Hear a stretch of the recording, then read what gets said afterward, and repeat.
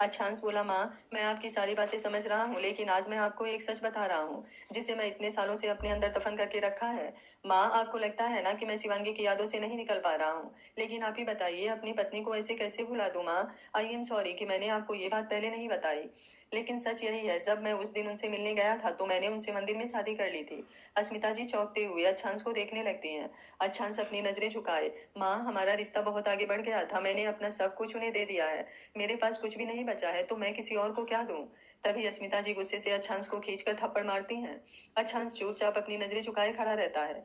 अस्मिता जी उसके दोनों कंधे पकड़ झिझोड़ते हुए, ये क्या किया आपने, आखिर किस जन्म का बदला ले रहे हैं आप लोग। पहले वो लड़की, अब आप, लेकिन एक बात कान खोलकर सुन लीजिए, अब वो लड़की आपके जीवन से जा चुकी है, इसलिए जितनी जल्दी हो सके अब उसे भुलाकर संध्या के साथ आगे बढ़िए।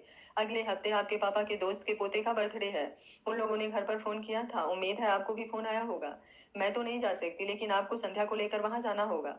अच्छांस बोला, नहीं माँ प्लीज। अस्मिता जी अपना हथेली आगे कर रोकते हुए, अगर आप अपनी माँ की थोड़ी भी इज्जत करते हैं तो आपको मेरी कसम, आपको संध्या को लेकर मुंबई जाना है और अपने गुस्से पर काबू रखते हुए उसका पूरा ख्याल रखना है।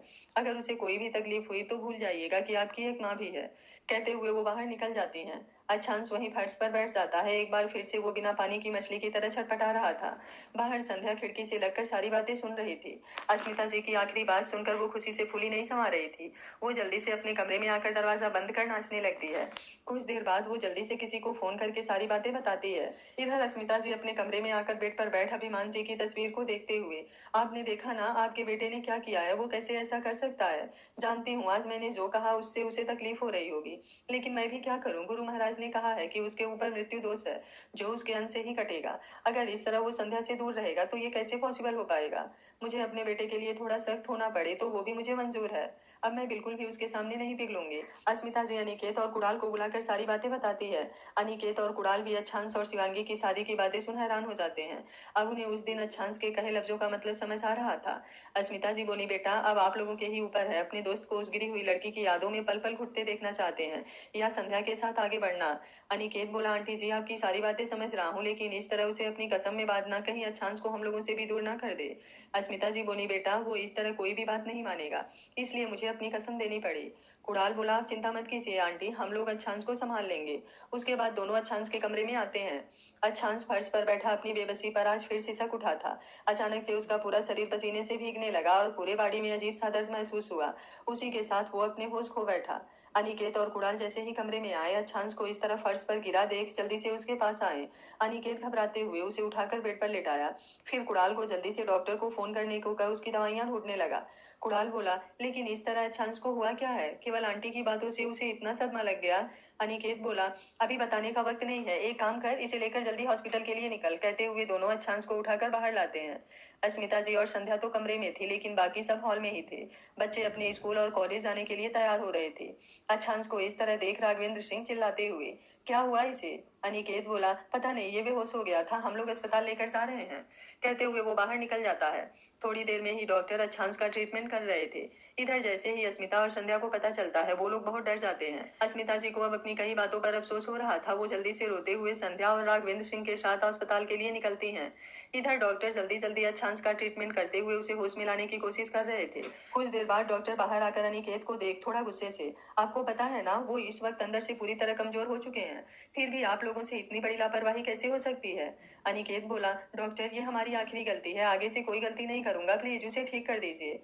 डॉक्टर बोले, अभी तो मैंने इंजेक्शन लगा दिया है, 1-2 घंटे में उन्हें होश आ जाएगा, लेकिन ध्यान रहे आगे से ऐसी गलती उनके लिए जानलेवा साबित हो सकती है।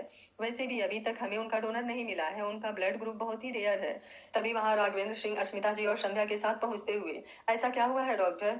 डॉक्टर उन लोगों को देखते हुए, आप लोग कौन। अस्मिता जी बोली, डॉक्टर मैं अच्छांश की माँ हूँ, क्या हुआ मेरे बेटे को, ये कौन से डोनर की बात कर रहे हैं आप। डॉक्टर अनिकेत की तरफ देखने लगता है।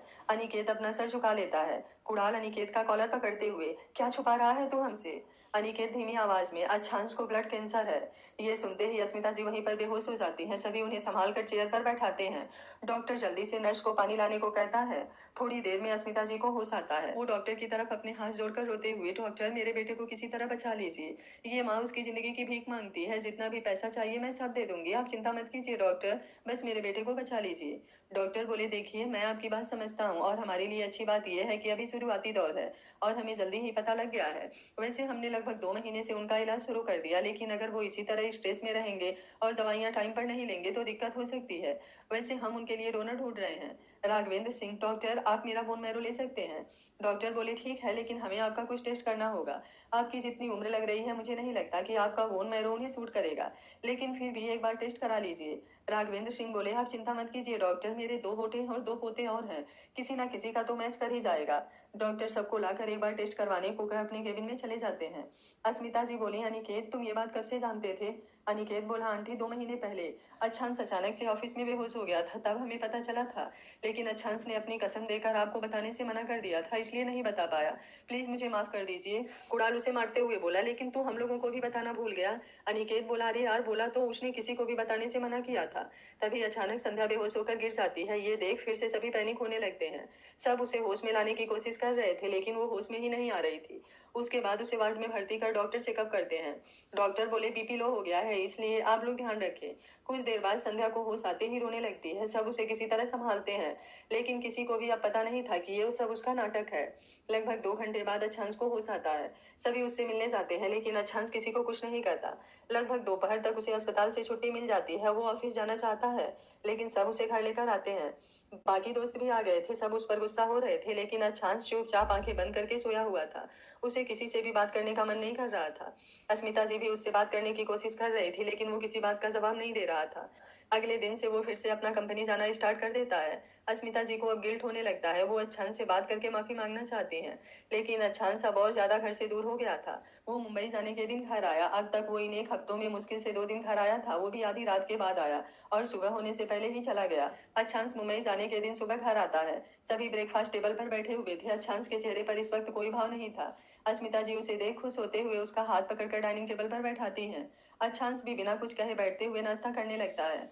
नाश्ता करने के बाद संध्या की तरफ देखते हुए, आप पैकिंग कर लीजिए, शाम के 4 बजे हमारी मुंबई के लिए फ्लाइट है, मैं लेने आ जाऊंगा। कहते हुए वो वहां से निकल जाता है। अस्मिता जी कुछ कहना चाहती है, लेकिन उससे पहले ही अच्छांश घर के बाहर निकल गया था। उनकी आंखों में आंसू आ जाते हैं, लेकिन संध्या तो जैसे आसमान में थी। वो खुश होते हुए अस्मिता जी के गले लग, थैंक यू मासा, आज आपकी वजह से सब ठीक हो रहा है, मैं अभी जाकर सारी तैयारी करती हूँ। अस्मिता जी भी एक फीकी सी मुस्कुराहट देते हुए केवल उसके सर को सहला देती हैं, क्योंकि उन्हें इतना तो समझ आ गया था कि अच्छांश ने इतनी बात कितनी मुश्किल से बोली होगी। वो भगवान के मंदिर में आकर हाथ जोड़ते हुए, ये कैसी परीक्षा ले रहे हैं भगवान, मैंने खुद ही अपने बेटे को इतनी तकलीफ कैसे दे दी, लेकिन मैं भी क्या करूं, कब तक वो अतीत में जिएगा। अब तो गुरु महाराज की बात भी जैसे सच होने वाली है। भगवान, मेरे बेटे की जिंदगी लौटा दो, फिर वो जैसा चाहेगा वैसा ही होगा। सब कुछ आपके ऊपर है, आप चाहे तो क्या नहीं हो सकता।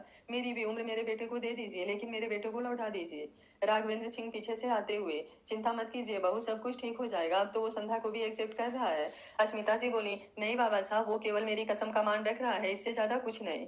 वो मेरा बेटा है, उसे इतने समय से इतना जानती हूँ कि वो कब क्या दिल से कर रहा है और कब मजबूरी में। मैं नहीं जानती कि आगे क्या होगा, लेकिन मैं अपने बेटे को इस तरह कसम में नहीं बांध सकती। पहले से ही इस दुनिया ने उसे बहुत तकलीफ दी है और अब मैं खुद भी उसके तकलीफ का कारण बन गई हूँ, लेकिन अब मैंने सोच लिया है, मैं उसे अपनी कसम से आजाद कर दूंगी।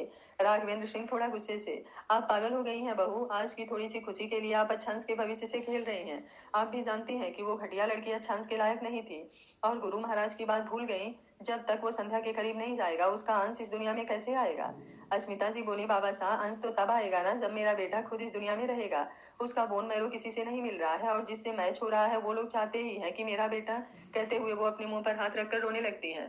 दरअसल राघवेंद्र सिंह से अच्छांश का बोन मैरो मैच नहीं हुआ था, ना ही उनके दोनों बेटों का, लेकिन देवेंद्र की बेटी सताक्षी के साथ मैच हो गया था। लेकिन सताक्षी और उसके माँ बाप ने साफ साफ इनकार कर दिया। अस्मिता जी ने अपनी सारी प्रॉपर्टी उसे देने को कही, लेकिन वे लोग पहले सब कुछ अपने नाम प्रॉपर्टी कराना चाहते थे। जैसे ही अच्छांश को ये मालूम हुआ, उसने इनकार कर दिया। अस्मिता जी के सवालों का जवाब राघवेंद्र सिंह के पास भी नहीं था। इधर संध्या के पांव जमीन पर ही नहीं पड़ रहे थे, वो जल्दी जल्दी पैकिंग कर रही थी। उसने किसी को फोन करके भी ये बात बता दी। इधर अच्छांश ऑफिस में बैठा अपनी आंखें बंद किए सोच में डूबा हुआ था। अनिकेत बोला, तू सच में संध्या के साथ मुंबई जाना चाहता है? अच्छांश उसी तरह आंखें बंद किए हुए, सारी बातें पहले ही फाइनल हो चुकी हैं, इसलिए अब कुछ भी सोचने का कोई फायदा नहीं। जाकर चलने की तैयारी करो। कुणाल, मेरे एब्सेंट में ऑफिस की जिम्मेदारी तुम्हारी और नितिन की है, बाकी अनीस और मधुर भी तुम्हारे साथ हैं। कुणाल बोला, लेकिन मैं भी तुम्हारे साथ मुंबई आऊंगा। अच्छांश बोला, इस समय अनिका भाभी को तुम्हारी ज्यादा जरूरत है और उनकी हालत ऐसी है कि वो मुंबई नहीं जा सकती।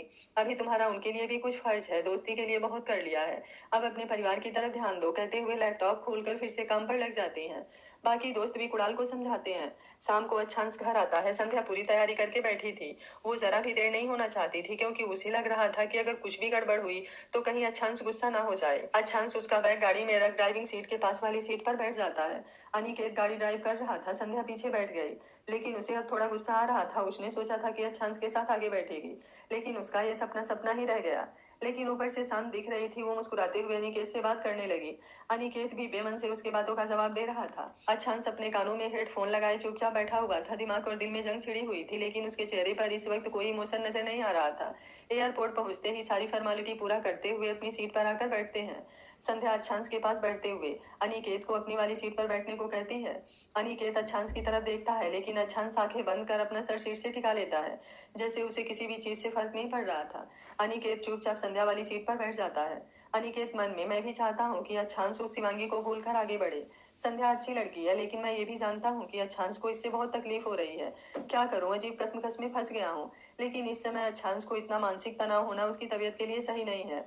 एक तो पहले ही शिवांगी के बारे में सोचता रहता है, ऊपर से ये जबरदस्ती की शादी, और अब आंटी की कसम। हे भगवान, आज तक कभी आपसे कुछ मांगा नहीं, जरूरत ही नहीं हुई। आपने जितना भी दिया मेरे लिए बहुत है, लेकिन पहली बार आपसे कुछ मांग रहा हूँ। मेरे दोस्त को ठीक कर दीजिए। वो तो इसी तरह इतने दर्द में है, ऊपर से उसकी जिंदगी भी खतरे में डाल दी है।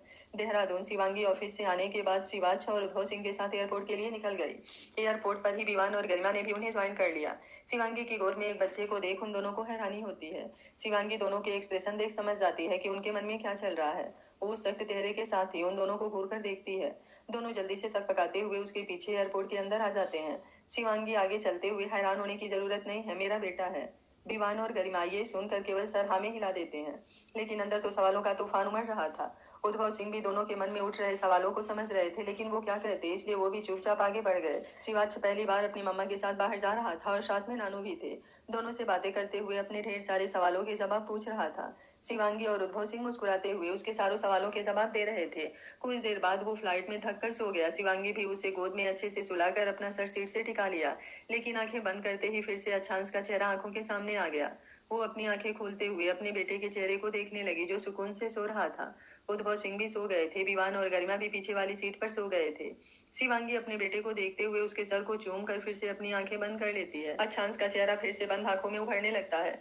शिवांगी मन ही मन, काश आपने अपनी वफाए मोहब्बत निभाई होती, ये जुदाई हमारे हिस्से ना आई होती। आपने तो शायद अपनी नई दुनिया बसा ली, लेकिन मैं आज भी वहीं खड़ी रह गई जहां आप छोड़कर गए थे। क्या सच में हमारे दरमियां केवल मोहब्बत मेरी तरफ से ही था? दिल मानने को तैयार नहीं होता, लेकिन आपकी आवाज अभी भी कानों में गूंजती है। जब आपने मेरी मोहब्बत को अपने पैसों के तराजू में तौला था, आज देखिए उतने पैसे मैं चैरिटी में डोनेट करती हूँ।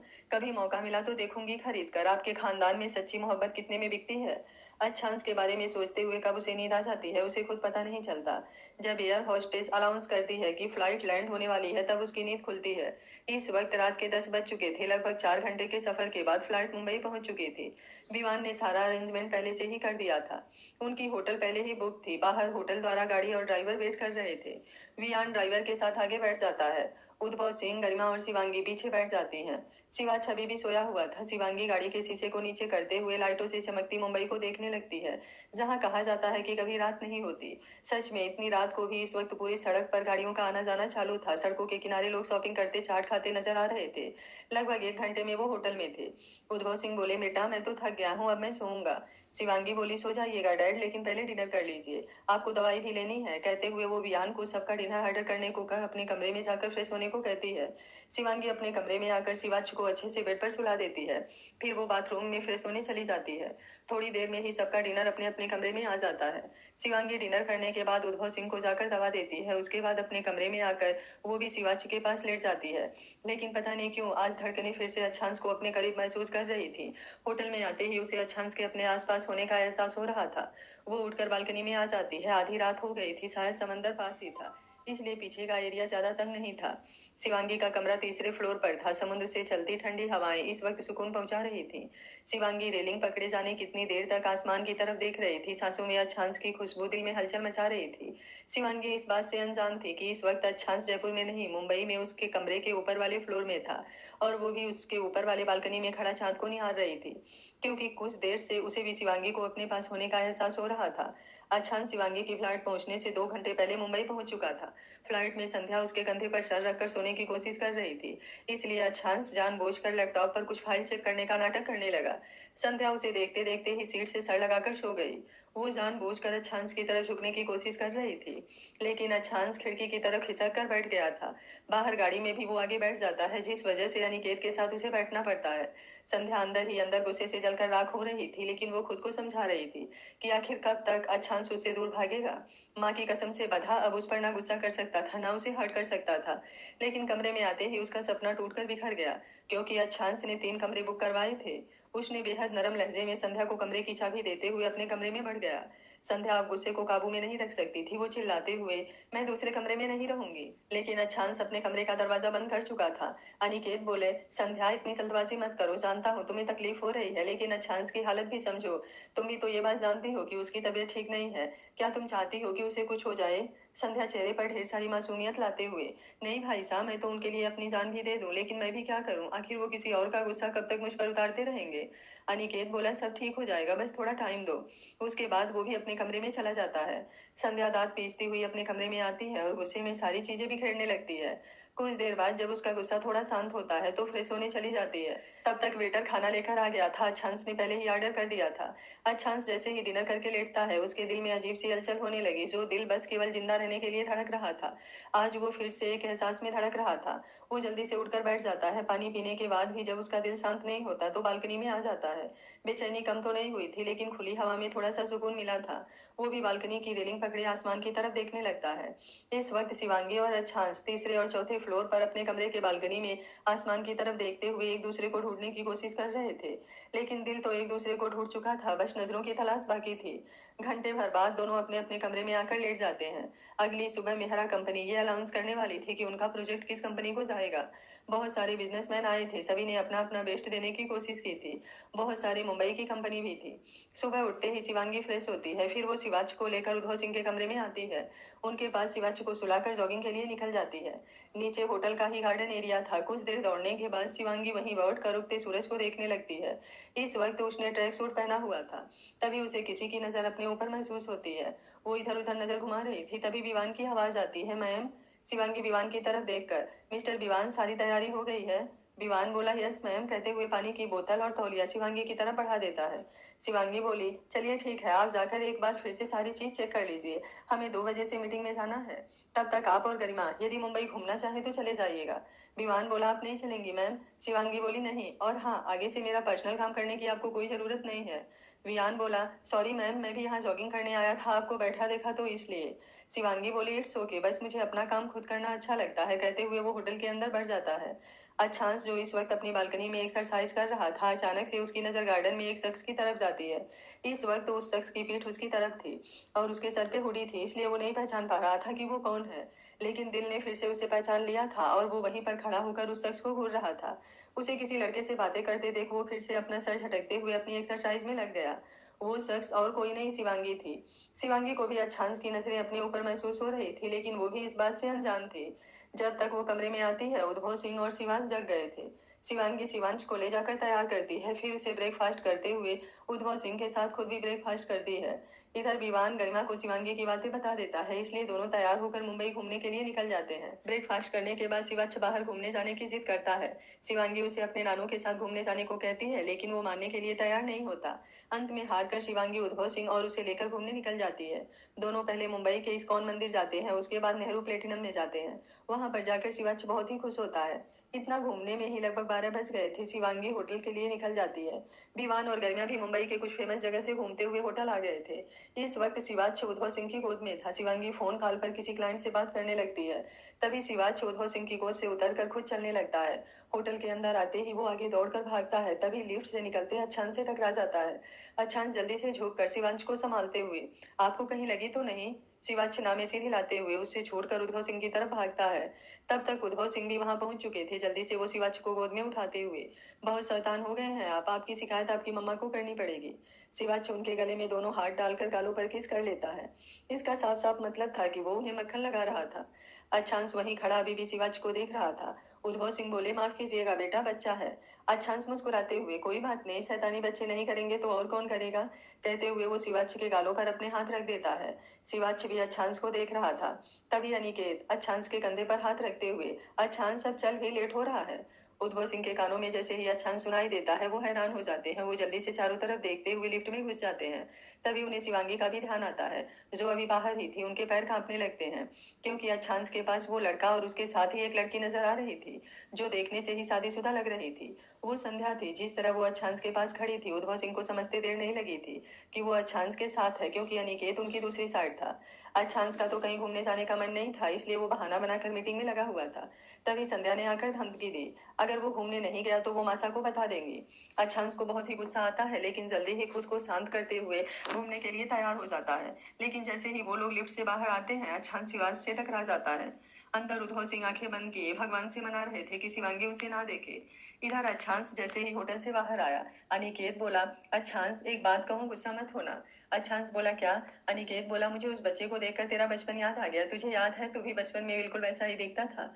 अच्छांस अनिकेत को घूरते हुए, ज्यादा दिमाग मत चला, चल बैठ। तभी संध्या अच्छांस का हाथ पकड़ते हुए, मुझे आपके साथ बैठना है। अच्छांस जल्दी से अपना हाथ खींचते हुए गुस्से में चिल्लाना चाहता था, लेकिन फिर आंखें बंद कर खुद को शांत करने लगता है। अनिकेत संध्या को गुस्से से घूरते हुए चुपचाप गाड़ी में बैठ जाता है। अच्छांस भी अपनी आंखें खोलते हुए पीछे की सीट पर बैठ जाता है। संध्या ये देख मुस्कुराते हुए बैठ जाती है। तभी गार्डन की तरफ से शिवांगी होटल की तरफ बढ़ती है। अभी वो होटल के अंदर घुस ही रही थी, तभी अनिकेत की नजर उस पर जाती है। लेकिन उस वक्त शिवांगी की पीठ उनकी तरफ थी, इसलिए वो पहचान नहीं पाता। वैसे भी शिवांगी की पर्सनालिटी अब पूरी तरह से चेंज हो गई थी। सूट सलवार की जगह वो ज्यादातर बिजनेस सूट में नजर आती थी, और घर पर ट्रैक पैंट और टी शर्ट में। लेकिन इस वक्त घूमने जाने की वजह से उसने ब्लू जींस और व्हाइट टॉप पहना हुआ था। शिवांगी अंदर चली जाती है और अच्छांस की गाड़ी होटल से बाहर निकल जाती है। शिवांगी होटल के अंदर आकर लिफ्ट से ऊपर आती है। ऊपर उद्धव सिंह बेचैनी से अपने दरवाजे के बाहर ही शिवांगी का वेट कर रहे थे। उन्होंने शिवाज को कमरे के अंदर भेज दिया था। शिवांगी जैसे ही अपने कमरे में जाने को होती है, उद्धव सिंह को देख, डैड आप यहाँ क्या कर रहे हैं? शिवाज कहाँ है?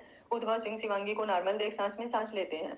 वो मन ही मन ऊपर वाले का धन्यवाद करते हुए, कुछ नहीं, तुम्हारा ही वेट कर रहा था, बड़ी जोर से भूख लगी है, कुछ ऑर्डर कर दें? शिवांगी मुस्कुराते हुए, मैं अभी ऑर्डर करता हूँ, चलिए बाहर से आए हैं, फ्रेश हो जाइए, कहते हुए उनके कमरे में आती है। शिवाज बेड पर चढ़कर कूद रहा था। शिवांगी उसे लेकर अपने कमरे में आती है। फ्रेश होने के बाद तीनों लंच करते हैं। उसके बाद शिवांगी विवान को फोन करके पता करती है कि वो अभी आया कि नहीं। विवान बताता है कि वो कमरे में ही है।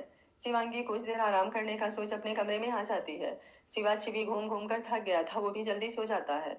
इधर उद्धव सिंह सोच में डूबे हुए थे। अच्छांस का इसी होटल में होना उन्हें डरा रहा था। शिवांगी के जख्म अभी भी नहीं भरे थे। कहने को 4 साल बीत गया था, लेकिन शिवांगी को कभी सुकून में नहीं देखा था। अपने बेटे को पाकर बस जीने लगी थी, लेकिन खुशियां जैसे अभी भी उससे रूठी हुई थी। वो जल्दी से लैपटॉप लेकर अच्छांस सिंह सूर्यवंशी के बारे में सर्च करने लगते हैं। आज तक उन्होंने अच्छांस सिंह सूर्यवंशी के बारे में कुछ भी पता लगाने की कोशिश नहीं की थी। शिवांगी की तकलीफ देख वो मन ही मन अच्छांस से गुस्सा थे। वो कभी नहीं चाहते थे कि अच्छांस का सामना कभी शिवांगी से हो, लेकिन आज अतीत फिर से सामने खड़ा था। कुछ ही देर में गूगल पर अच्छांस के बारे में ढेर सारे आर्टिकल छपे हुए थे। उसकी मोटर कंपनी आज इंडिया में ही नहीं, विदेशों में भी अपना नाम और पहचान कमा रही थी। उसके साथ उसके टेक्सटाइल का बिजनेस भी इंडिया में टॉप पर था। उद्धव सिंह लैपटॉप बंद करते हुए, यहाँ तो उसकी बिजनेस और फैमिली के बारे में लिखा हुआ है, लेकिन इस फैमिली में कहीं उसकी शादी का जिक्र नहीं है। ऐसा कैसे हो सकता है? जिस लड़की को मैंने देखा वो शादीशुदा थी, तो क्या वो रिलेशन में कुछ और लगती है? लेकिन वो यहाँ मुंबई में क्या कर रहा है, क्योंकि उसका बिजनेस तो मोटर कंपनी और टेक्सटाइल का है। फिर वो, कुछ समझ नहीं आ रहा था। शिवाज को देख लिया है, कहीं उसे कोई शक तो नहीं हो गया? नहीं नहीं, अगर ऐसा कुछ होता तो वो जरूर रिएक्ट करता। कैसे सच पता लगाऊं? लेकिन इससे पहले मुझे शिवांगी को इस बिजनेस मीटिंग से जाने से रोकना होगा। अगर अच्छांस भी इस मीटिंग के लिए आया होगा तो दोनों एक दूसरे के आमने सामने आ जाएंगे। नहीं, जब तक सारी बातें मैं पता नहीं लगा लेता, इन दोनों को आमने सामने आने नहीं दे सकता। मेरी बेटी बहुत मुश्किल से संभली है, अब उसे फिर से टूटते हुए नहीं देख सकता। इधर शिवांगी टाइम होने पर मीटिंग में जाने के लिए तैयार होने लगती है। तभी उसके दरवाजे पर दस्तक होती है। शिवांगी दरवाजा खोलती है तो सामने उद्धव सिंह खड़े थे। शिवांगी मुस्कुराते हुए, आज सूट बूट लग रहा है, आप भी हमारे साथ चल रहे हैं? उद्धव सिंह मुस्कुराते हुए बोले, हमारे साथ नहीं, केवल मैं जा रहा हूँ। यहाँ शिवाच को देखने के लिए भी तो कोई होना चाहिए। शिवांगी कंफ्यूजन से उन्हें देखते हुए, ओके, लेकिन जब यही बात आपको पहले कही थी तब तो आप तैयार नहीं हो रहे थे। आप तो केवल मुंबई घूमने आए हैं। उद्धव सिंह मुस्कुराते हुए बोले, अरे मैंने सोचा कहीं ज्यादा काम का बोझ तुझ पर डाल दिया तो तू मुझे मन ही मन गालियां ना देने लगे। शिवांगी उन्हें घूरते हुए, डैड। उद्धव सिंह बोले, अच्छा अच्छा, गालियां नहीं, लेकिन मन ही मन कोसती तो होगी। चल आज तो अपने बेटे के साथ मस्ती कर, मैं ये मीटिंग देख लूंगा। शिवांगी बोली, ठीक है, मैं विवान और गरिमा को बता देती हूँ। उद्धव सिंह बोले, उसकी जरूरत नहीं है, तुम आराम कर, मैं उन लोगों के पास ही जा रहा हूँ। उनके जाने के बाद शिवांगी, आज अचानक डैड को क्या हुआ, फिर अपना सर झटकते हुए शिवाच के पास आ जाती है जो आराम से सो रहा था। उसे देख शिवांगी मुस्कुराते हुए उसके पास लेट जाती है। उधर उद्धव सिंह विवान को बता देते हैं कि मीटिंग अटेंड करने वो खुद जा रहे हैं। वे लोग मीटिंग हॉल में पहुंचते हैं। वहां पर आए इतने सारे बिजनेसमैन को देख करीमा बोली, सर मुझे तो अभी से डर लगने लगा है, क्या यह प्रोजेक्ट हमें मिलेगा?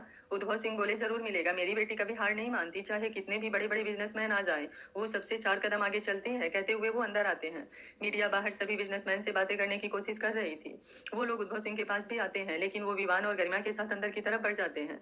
अंदर बहुत अच्छे से अरेंजमेंट किया गया था, सबके लिए अलग टेबल था। विवान उन लोगों को लेकर टेबल नंबर 4 की तरफ चला जाता है, क्योंकि उस पर उनकी कंपनी का नेम प्लेट लगा हुआ था। उद्धव सिंह सभी लोगों को अपनी तेज नजरों से देखे जा रहे थे, लेकिन अभी तक अच्छांश का चेहरा नहीं दिखा था। ये देखा वो धीरे धीरे थोड़ा रिलैक्स हो रहे थे। वेटर ड्रिंक सर्व कर रहे थे, सभी लोग खुद में ही व्यस्त थे। सभी के चेहरे पर थोड़ा तनाव देखा जा सकता था, सभी को ये प्रोजेक्ट चाहिए था, क्योंकि मेहरा कंपनी कोई छोटी मोटी कंपनी नहीं थी। उनके साथ डील होने का मतलब था उनका काम चौगुनी गति से देश से लेकर विदेश तक फैलना। कोई भी इस मौके को जाने नहीं देना चाहता था। थोड़ी देर में ही मेहरा कंपनी से उनके ओनर रतन मेहरा और उनके बेटे रिवांश मेहरा वहां पर पहुंचे। बाहर मीडिया को भी ये जानने की तलब लगी हुई थी कि प्रोजेक्ट किस कंपनी को दिया जाएगा। उन सबसे अलग उद्धव सिंह तो केवल अच्छांश को ढूंढने में लगे थे, लेकिन अब मेहरा के आ जाने से वो पूरी तरह से निश्चिंत हो गए, क्योंकि अभी तक उन्हें अच्छांश नहीं दिखा था। वो मन ही मन सोचने लगे कि शायद वो मुंबई घूमने आया होगा, लेकिन अभी भी उनका दिमाग कुछ लड़की पर टिका हुआ था। रतन मेहरा लगभग 60 साल के एक अच्छे व्यक्तित्व वाले इंसान थे। इस उम्र में भी उन्होंने खुद को पूरा मेंटेन करके रखा था। उनके बेटे रिवांश मेहरा 35 साल के एक शख्स, जिन्होंने अब मेहरा कंपनी को पूरी तरीके से संभालते हुए बुलंदियों पर पहुंच चुके थे। रिवांश थोड़ी देर में स्टेज पर आते हुए सबका वेलकम करते हैं और अपने हाथों में लिया एक फाइल को देखते हुए सबकी तरफ देखते हैं। सभी लोगों के चेहरे पर बेचैनी साफ नजर आ रही थी। रिवांश मेहरा मुस्कुराते हुए, आप सभी का प्रेजेंटेशन बहुत अच्छा था, बहुत मुश्किल था मेरे लिए इनमें से एक का चुनाव करना, लेकिन मुझे एक ही चुनना था, इसलिए बाकी सबसे मैं पहले सॉरी बोलना चाहूंगा। ये डील जाती है एस कंस्ट्रक्शन कंपनी को। ये सुनते ही गरिमा और विवान खुशी से उछल पड़ते हैं। उद्धव सिंह के चेहरे पर भी गर्व भरी मुस्कुराहट आ गई थी। ये गर्व उन्हें अपनी बेटी पर हो रहा था। वो खुद से, आज मुझे शिवांगी को यहाँ आने देना चाहिए था, बेकार में ही उस अच्छांश के डर से अपनी बेटी को ये प्राउड मोमेंट देखने से रोक दिया। लेकिन कोई बात नहीं, वैसे भी अब मेरी बेटी को दुनिया उसके कामों से जानने लगेगी। उन्हें पता चलेगा कि एक लड़की अगर कुछ ठान ले तो इन लड़कों को भी पीछे छोड़ सकती है। रिवांश बोला, प्लीज एस कंस्ट्रक्शन की तरफ से आए हुए सीईओ या ओनर प्लीज स्टेज पर आए। विवान उद्धव सिंह को स्टेज पर जाने को कहता है। उद्धव सिंह जैसे ही उठकर स्टेज पर आते हैं, कुछ लोगों के बीच बातें चालू हो जाती है, क्योंकि बिजनेस से जुड़े लगभग सभी लोगों को ये बात मालूम थी कि उद्धव सिंह की कंपनी देहरादून में अच्छा खासा नाम कमा रही है। बीच में स्थिति खराब हुई थी, लेकिन फिर से सब कुछ संभल चुका है। उद्धव सिंह जैसे ही स्टेज पर आते हैं, रिवांश उनका वेलकम करते हुए, मिस्टर सिंह, हमें बहुत खुशी हो रही है कि आपका भेजा हुआ प्रेजेंटेशन और उसके साथ जो कॉटेज आपने भरा था वो वंडरफुल है। कहते हुए वो उनसे हाथ मिलाते हैं। उद्धव सिंह मुस्कुराते हुए, हम यहाँ पर एस कंस्ट्रक्शन कंपनी की तरफ से बिहाफ पर जरूर आए हैं, लेकिन इन सब के पीछे मेहनत मेरे कंपनी के कुछ विश्वसनीय एम्प्लॉय और उसके साथ ही सबसे ज्यादा मेरी बेटी को जाता है। आप लोगों को मालूम ही होगा, इस कंस्ट्रक्शन के सीईओ अब मेरी बेटी है और ऑनर भी। मैं तो अब लगभग काम से रिटायरमेंट ले चुका हूँ। रिवांश बोला, तो आपकी बेटी कहाँ है, उन्हें तो यहाँ होना चाहिए था। उद्धव सिंह बोले, कुछ इमरजेंसी की वजह से नहीं आ पाई है, लेकिन परेशान मत होइए, कल डील साइन करने वो खुद ही आएगी। रिवांश बोला, जी जरूर। वैसे आपको और यहाँ पर आए हुए सभी मेहमानों को मैं ये बताना चाहूंगा कि आज मेरे बेटे का पहला जन्मदिन है, इसलिए आप लोग आज की पार्टी में इनवाइट हैं। पार्टी शाम के 6 बजे इसी होटल में शुरू होगी, इसलिए आप लोग जरूर आइएगा। फिर उद्धव सिंह की तरफ देखते हुए, मिस्टर सिंह, अगर आपकी बेटी यहाँ हो तो उन्हें भी जरूर से जरूर लाइएगा। तभी रतन मेहरा अपने चेयर से उठते हुए, मिस्टर सिंह, हमें बहुत खुशी होगी अगर आप लोग आएंगे। भाई, हम भी तो देखें कि आपकी बेटी कितनी टैलेंटेड है। उद्धव सिंह बोले, शुक्रिया, हम जरूर आएंगे। उसके बाद लगभग सभी लोग वहां से निकलने लगते हैं। कुछ लोगों को कोई फर्क नहीं पड़ा था तो कुछ लोगों को गुस्सा आ रहा था, किसी को समझ नहीं आ रहा था कि उन्होंने इतना कम बजट डाला था, फिर भी उनका प्रेजेंटेशन सेलेक्ट क्यों नहीं हुआ। बाहर मीडिया को भी ये बात मालूम हो गई थी, इसलिए न्यूज चैनल पर यस कंस्ट्रक्शन कंपनी छाया हुआ था। सभी लोगों के जाने के बाद रिवंश अपने पापा को घर जाने को कह होटल के अंदर एक कमरे में आते हैं जहां 2 लोग बैठे हुए थे। रिवांश उसमें से एक शख्स के गले मिलते हुए, अच्छांश, तुम्हारे कहने के अनुसार मैंने ये डील यस कंस्ट्रक्शन कंपनी को दे दी है। अच्छांश बोला, थैंक यू। रिवांश बोला, अब तुम भी मुझे थैंक यू कहोगे, भूल मत, तुम्हारे पापा से हमारे पापा की दोस्ती वर्षों पुरानी है। तुम्हारे पापा के जाने के बाद लगभग सब कुछ खत्म हो गया था, लेकिन तुम्हारी वजह से फिर हमारी फैमिली मिल गई। मैं तो तेरे गाड़ी के डिजाइन का फैन हो गया हूँ। मैं आज ही तुझे बता दे रहा हूँ, मेरे बेटे के बड़े होने पर उसके लिए तू ही गाड़ी का डिजाइन तैयार करेगा। अच्छांश बोला, अभी अपने बेटे को बड़ा तो होने दे, आज तो वो 1 साल का हो रहा है। रिवांश बोला, हाँ यार, बहुत मन्नत और इलाज से मेरा बेटा हमारी जिंदगी में आया है, इसलिए आज उसके पहले बर्थडे पर मैंने इतनी बड़ी पार्टी रखी है। लेकिन मैं तुमसे बहुत नाराज हूँ, जब कल रात तू आ गया था तो घर क्यों नहीं आया? मैं भी आंटी से फोन करके बात करता हूँ। अच्छांश उसे रोकते हुए, ऐसी कोई बात नहीं है, हम लोग आज तुम्हारे घर आ ही रहे हैं। रिवांश बोला, नहीं अच्छांश, तुम लोग अभी हमारे घर चलो। और हाँ, मैं एक बात भूल ही गया, आंटी ने बताया था कि तुमने शादी कर ली है और भाभी तेरे साथ आई हैं। ये सुनते ही अच्छांश की मुठ्ठियां गुस्से से कस जाती है। अनिकेत जल्दी से उसके कंधे पर हाथ रखते हुए, वो उन्हें कुछ शॉपिंग करनी थी, इसलिए इस वक्त मॉल में है। हम लोग शाम की पार्टी में एक साथ आएंगे। रिवांश मुस्कुराते हुए, चल कोई बात नहीं, लेकिन पार्टी में भाभी जी को लेकर जरूर आना। एक तो इतनी जल्दी शादी कर ली, हम लोगों को बताया भी नहीं। अच्छांश बोला, अब हम लोगों को चलना चाहिए, कहते हुए जल्दी से रूम से बाहर निकल जाता है। रिवांश को अच्छांश का ऐसा बिहेव समझ नहीं आता, लेकिन फिर वो भी कमरे से बाहर निकल जाता है। गाड़ी में बैठते हुए अनिकेत अच्छांश को शांत करने की कोशिश कर रहा था। अच्छांश भी गहरी सांस लेते हुए कुछ देर में खुद को नॉर्मल करता है, फिर दोनों होटल के लिए निकल जाते हैं। होटल पहुंचने के बाद दोनों अच्छांश के कमरे में आते हैं। अनिकेत बोला, अच्छा मुझे एक बात समझ नहीं आ रही है, तू यहाँ मुंबई में ये रिजॉर्ट क्यों बनवा रहा है, और वो भी मेहरा कंपनी के अंडर में? अच्छांश बोला, क्योंकि मैं नहीं चाहता कि मेरे जाने के बाद मेरी माँ को कोई तकलीफ हो। पापा के जाने के बाद मैंने अपनों के चेहरे अच्छे से पहचान लिए हैं, इसलिए मैं चाहता हूँ कि जितना भी हो सके मैं उनके नाम से सेविंग कर सकूं।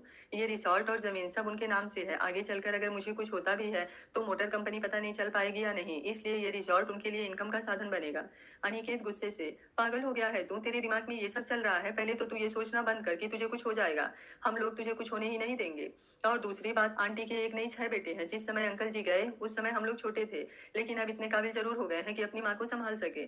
अच्छांश बालकनी में आकर खड़े होते हुए, मैं तुम लोगों की बात समझता हूँ, लेकिन तुम लोग भी अब सच्चाई समझो, केवल कुछ कहने से सब कुछ सही नहीं हो जाता। अनिकेत बोला, सब कुछ सही हो जाएगा, इसलिए तू बेफजूल की बातें मत सोच। मैं संध्या को लेने जा रहा हूँ, तू आराम कर। अगर उसे पता चल गया होगा कि हम लोग वहां नहीं है तो कोई हंगामा ना कर दे। अच्छांश चुपचाप आसमान की तरफ देखते रहता है। अनिकेत वहां से निकलकर मॉल की तरफ बढ़ जाता है, जहां संध्या शॉपिंग कर रही थी, और ये दोनों वहां से छुपकर निकल गए थे। अनिकेत के जाने के बाद अच्छांश खुद से ही, मैं जानता हूँ तुम लोगों के होते हुए माँ को कोई दिक्कत नहीं होगा, इसलिए मुझे कोई चिंता नहीं। मैं अब आसानी से इस दुनिया को अलविदा कह सकूंगा। थोड़ा दुख होगा तुम लोगों को, लेकिन जल्दी ही सब संभाल जाओगे। कुछ दिन याद करोगे, फिर अपनी जिंदगी में आगे बढ़ जाओगे। माँ को भी कभी कोई दिक्कत नहीं होगी, अब बस जल्दी से बुलावा आ जाए। तभी उसकी नजर सामने गार्डन में खेल रहे एक बच्चे पर जाती है। उसके साथ ही एक लड़की भी खेल रही थी। दोनों एक छोटे से बॉल को एक दूसरे को पॉस कर रहे थे। अच्छांश उस बच्चे को देखते ही पहचान जाता है, ये वही बच्चा था जो लिफ्ट के पास उससे टकराया था। उसे देखते ही अच्छांश के चेहरे पर मुस्कुराहट आ जाती है, लेकिन उस लड़की का चेहरा अभी भी उसके सामने नहीं आया था। लेकिन दिल की धड़कनें उसे अपने पास खींच रही थी। अच्छांश बोला, ये मुझे क्या हो रहा है, कहीं वो मेरी शिवांगी तो नहीं? फिर खुद को ही कोसते हुए, ये कैसी बातें सोच रहा है, शिवांगी यहाँ कैसे हो सकती है? तभी उसकी नजर एक और शख्स पर जाती है, जो उस लड़की के पास आकर मुस्कुराते हुए कुछ बातें कर रहा था। अच्छांश बोला, ये तो वही आदमी है जो बच्चे के साथ था, मैं भी क्या क्या सोच लेता हूँ। वो शिवांगी कैसे हो सकती है, मैं तो उस आदमी को कभी देखा भी नहीं हूँ। नीचे उद्भव सिंह शिवांगी के सर पर हाथ फेरते हुए बताते हैं कि डील उनकी कंपनी को मिल गई। तभी विवान और गरिमा आकर शिवांगी को कांग्रेचुलेट करते हैं। शिवांगी मुस्कुराते हुए उनको भी बधाई देती है। गरिमा बोली, मैम मुझे तो अभी तक विश्वास नहीं हो रहा है कि हमारे बजट बढ़ाने के बाद भी ये डील हमें मिल गई है। वियान बोला, विश्वास नहीं हो रहा है तो विश्वास कर लो, मैम जो भी करती है सोच समझ कर करती हैं। गरिमा बोली, लेकिन आपको कैसे पता था मैम? शिवांगी बोली, ज्यादा कुछ नहीं, हमने इस बात का ध्यान रखा कि जब हम वहाँ होटल बनाए तो उसमें कुछ भी नकली या 2 नंबर की चीज इस्तेमाल ना करें, और जो भी अच्छी क्वालिटी का माल हम लेंगे उसकी कीमत हमारे उतने ही बजट में आएगी जितना हमने डाला है। इसके साथ ही मैंने ये बात उन्हें ईमेल कर दी थी कि एक बार मार्केट में सारे अच्छे क्वालिटी के माल का रेट वो खुद चेक कर सकते हैं। उद्भव सिंह बोले, यही तो हमारी बेटी की पहचान है, बिजनेस करने के लिए भी कभी गलत चीज और धोखे का सहारा नहीं लेती। अच्छांश इन लोगों को बातें करते देख अपना सर झटकते हुए कमरे के अंदर आ गया। तभी शिवांगी भी उस तरफ घूमी, लेकिन अब अच्छांश अंदर चला गया था। उद्भव सिंह बोले, बेटा एक बात और, आज उनके बेटे का जन्मदिन है जिसके लिए उन्होंने पार्टी रखी है। वो आपसे मिलना भी चाहते हैं, इसलिए हम सभी को बुलाया है। आप भी चलने के लिए तैयार हो जाइए। शिवांगी बोली, नो डैड, आप जानते हैं मुझे पार्टी पसंद नहीं, आप लोग चले जाइएगा। दीवान बोला, लेकिन मैम उन लोगों ने आपको भी आने की रिक्वेस्ट की है। उद्भव सिंह बोले, बेटा थोड़ी देर के लिए ही सही, आपको चलना होगा, मैंने उन लोगों को वादा कर दिया है। शिवांगी बोली, लेकिन शिवाच। उद्भव सिंह बोले, उसके लिए परेशान होने की जरूरत नहीं है, हम वही होटल में एक कमरा बुक कर लेंगे, कुछ देर के लिए शिवाच वहीं रहेगा। शिवांगी बोली, ओके, अभी तो 4 बज रहे हैं, आप लोग आराम कर लीजिए। सभी होटल के अंदर आ जाते हैं। शिवांगी शिवाच को लेकर कमरे में आ गई। उद्भव सिंह विवान को कहकर उस होटल में एक कमरा बुक करने को कहते हैं। विवान अपने काम में लग गया था। थोड़ा आराम करने के बाद सभी पार्टी के लिए तैयार होने लगे। शिवांगी अपना बिजनेस सूट पहनकर तैयार हुई। जैसे ही उद्भव सिंह कमरे में आए, शिवांगी को देख गुस्सा होते हुए, ये क्या पहना है आपने, हम मीटिंग के लिए नहीं जा रहे हैं, पार्टी के लिए जा रहे हैं। शिवांगी बोली, डैड पार्टी हो या मीटिंग, हमें वही पहनना चाहिए जिसमें हम कंफर्टेबल हो। उद्भव सिंह बोले, चलिए आपसे बातों में हम कभी जीत ही नहीं पाते हैं। शिवांश उनकी गोद में चढ़ते हुए उनसे बात करने लगता है। थोड़ी देर में ही चारों पार्टी के लिए निकल जाते हैं। इधर अच्छांश और अनिकेत भी तैयार हो गए थे। संध्या का तो गुस्से से मुंह फूला हुआ था, क्योंकि मॉल में उसे ये पता चला था कि अच्छांश होटल के लिए चला गया है। उसे ये नहीं पता था कि दोनों वहां से गायब थे। वो अनिकेत के साथ होटल आ गई थी, लेकिन जैसे ही अनिकेत ने बताया कि उन लोगों को पार्टी के लिए जाना है, वो खुशी खुशी पार्टी के लिए रेडी हो रही थी। पहले तो उसने एक वन पीस ड्रेस निकाली, लेकिन फिर आईने में खुद को देखते हुए, नहीं नहीं, टीवी और फिल्मों में दिखाते हैं ना, संस्कारी इंडियन लड़की साड़ी में ही अच्छी लगती है, ये सोचते हुए वो एक ब्लैक साड़ी निकाल कर पहनती है, जिसमें वो सच में बहुत खूबसूरत लग रही थी। तैयार होने के बाद वो तीनों भी पार्टी के लिए निकल जाते हैं। शिवांगी अच्छांश से 15 मिनट पहले पहुंच चुकी थी। वो अपने चेहरे पर मास्क लगाए हुए अपने बेटे के साथ उस कमरे में आ जाती है, जिसे विवान ने पहले ही बुक कर लिया था। वो वहीं बैठकर शिवाची के साथ खेलने लगती है। 6 बज गए थे। नीचन गार्डन में बहुत खूबसूरत डेकोरेशन हुआ था। मेहराज भी पहुंच गए थे। रिवांश के साथ उसकी पत्नी आयशा मेहरा भी थी। उसका 1 साल का बेटा आर्यन बहुत ही क्यूट लग रहा था। लगभग सभी गेस्ट भी पहुंचने लगे थे। अच्छांश के पहुंचते ही रिवांश उसे अपनी फैमिली से मिलवाता है। अच्छांश भी उसके मम्मी पापा का पैर छूकर प्रणाम करता है। संध्या भी उन लोगों के पैर छूते हुए प्रणाम करती है। रिवांश की मम्मी उसे आशीर्वाद देते हुए बहुत प्यारी लग रही हो। रिवांश भी संध्या से हाथ मिलाना चाहता है, लेकिन संध्या अपने संस्कार दिखाने के चक्कर में हाथ जोड़कर प्रणाम करती है। इसके लिए सभी लोग तारीफ करते हैं। संध्या फूली नहीं समा रही थी। आज उसे लगभग सभी अच्छांश की पत्नी के रूप में जानने लगे थे। यही सोचकर वो खुशी से उछल रही थी। अच्छांश अंदर ही अंदर जल रहा था, लेकिन कुछ कर नहीं पा रहा था। सभी लोग पार्टी में पहुंच चुके थे। पार्टी जोरों पर थी। रतन जी बोले, बेटा अभी तक हमारे स्पेशल गेस्ट नहीं आए। रिवांश बोला, पता नहीं डैड, अब तक तो आ जाना चाहिए था। अनिकेत बोला, किसके बारे में बात कर रहे हैं आप लोग? रिवांश बोला, अरे वही यस यस कंस्ट्रक्शन कंपनी की सीईओ, जिन्हें हमने इस प्रोजेक्ट के लिए साइन किया है। अच्छांश तुम भी उन लोगों से एक बार मिल लेना, उनकी प्रेजेंटेशन तो तूने देख ही लिया है। अच्छांश रिवांश को आंखों से आगे कुछ भी ना कहने का इशारा करता है, क्योंकि साथ में संध्या थी।